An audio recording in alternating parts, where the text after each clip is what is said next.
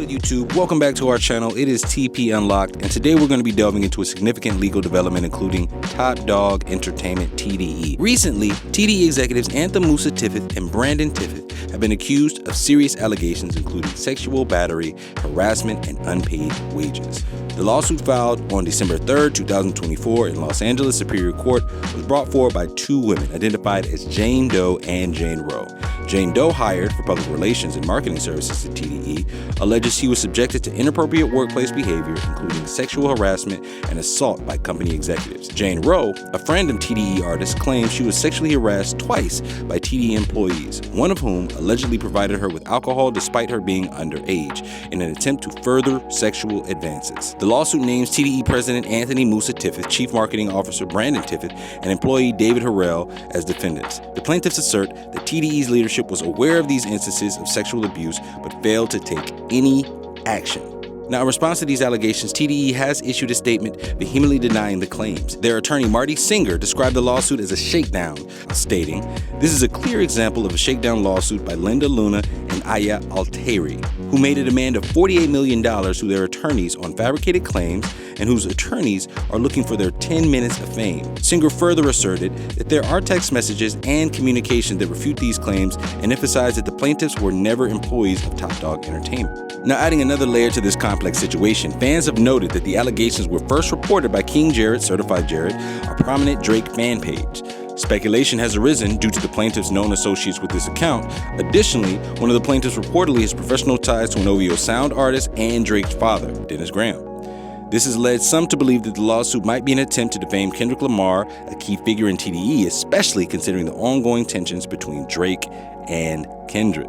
Now, we all know since the battle between Kendrick and Drake, hip-hop has been supercharged with muckraking, and this seems to be more of a continuation of that theme. Being completely honest, given the climate right now, having just reported on the academic situation, seems right now more people are actually interested in giving Kendrick and TDE a gotcha moment as opposed to the actual care and concern for these victims. The reason I believe that is since this story has landed, all you've been seeing all across social media have been people conflating this lawsuit, which actually explicitly mentions that this has nothing to do with Kendrick Lamar. They've been trying to conflate it as if Kendrick is somehow at fault for some of these charges. People have even gone so far as to say, "Hey Kendrick, TDE got a weird case, why are they around?" As if somehow these allegations point to some hypocrisy on Kendrick Lamar's part. What makes it worse is right now, media isn't really being held to any sort of integrity.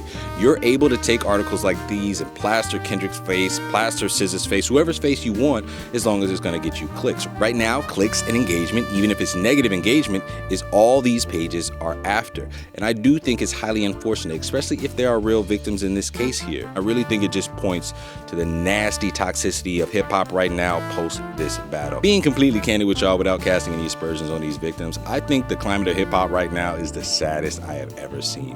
Usually when you go through a hip-hop battle, one person loses, maybe it has some damage to their career. We saw the Meek Mills, we've seen the Ja Rules, but in any instance, we're able to move on with our lives.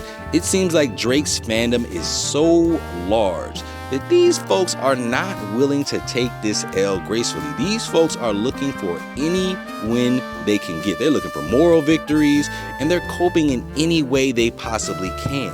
Sans these victims, right? Because if these victims were actually impacted negatively by TDE, these dudes should be punished by the full extent of the law.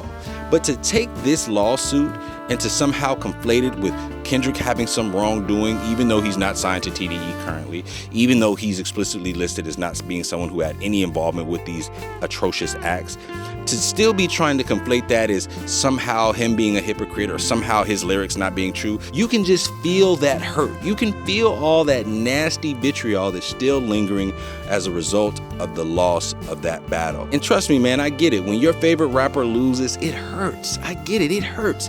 Them 2 weeks when Kendrick hadn't dropped and Taylor Made dropped and the 5'7" dropped, it was a tough week. Y'all were saying that Kendrick had lost. Y'all were saying that he wasn't going to drop. There were countdowns, all this doubt that y'all were trying to sow. There was a parade being ran, and I get it. That was an uncomfortable space. I even remember some Kendrick fans letting out their verses of cope, saying things like Kendrick didn't need to drop and he didn't have to go back and forth with Drake. I didn't believe that shit, but to see the ending conclusion of this, man, I know where that pain is coming from. You can sense and detect that right now, nobody cares about these victims.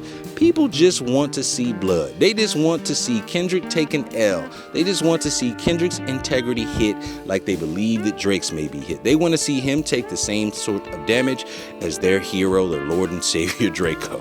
And it's unfortunate, man. It really is unfortunate because, I think would have served Drake the best is that as the artist that knows he's got the largest profile because he does bleed into pop a little bit more than Kendrick, he should have been able to laugh this off, tucked his ego a bit, accepted that he was still going to be the top streaming artist, accepted that he was still going to be lauded as somebody who was pretty much fail-proof in the industry, and just said, hey man, you got me. You got me. Like, just take it and go. But instead, we are spiraling, the fans are spiraling, and it's now sadly turned into a place where fans are trying to use sexual misconduct allegations as a gotcha moment for artists that aren't even involved. It's really nasty work, man. Like I said earlier, if there are alleged victims, we hope that they see justice. I do also understand with some of the fan speculation, it looks a little murky. It absolutely looks a little murky, and I get it. Some people say if it looks like a duck and quacks like a duck, it's a duck. But I'd caution even us Kendrick fans from falling victim to the same toxicity that we believe we may be receiving from that Drake side. There might be victims. We don't know yet. It doesn't seem like it might be the case, but let's just leave a little room. Let's just have a little bit more tact. Let's have a little bit more empathy for the people that are involved. All right. Let me know what you guys think in the comment section below. Hopefully you guys have enjoyed this video. I would love to know what you think. As always, happy to report. This is TP Unlocked. Peace.